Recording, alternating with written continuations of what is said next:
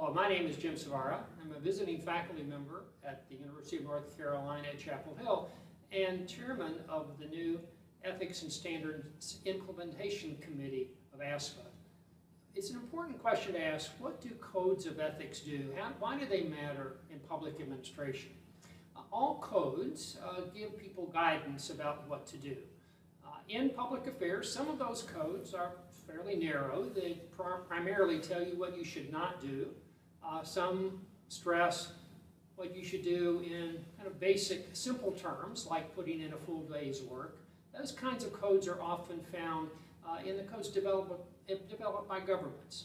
Professional codes provide a higher level of expectation. They talk about standards, the standards that should be met by members of that profession, but they're not simple instructions that provide a step-by-step or exact specification of what should be done. Rather, they require a commitment and thought and engagement by the member, working with others to meet those standards. In public administration, the American Society for Public Administration took 45 years before it first developed a code of ethics. 10 years later, it refined that code. And 20 years later, in 2014, it refined the code still more and developed a process of implementation. So this has been a significant step forward. And I'll use the ASPA code as an example of what a strong professional code is and what it can do. The ASPA code is based on 8 principles that I can summarize quickly.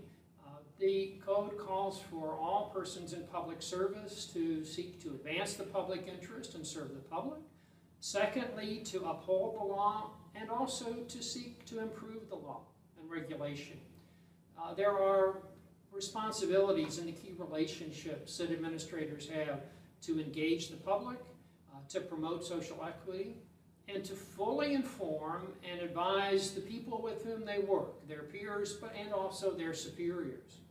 And then finally, there are the key responsibilities with regard to yourself, standards of integrity that should be met, to the organization in which you work, and then finally to the profession itself with a commitment to professional advancement and excellence.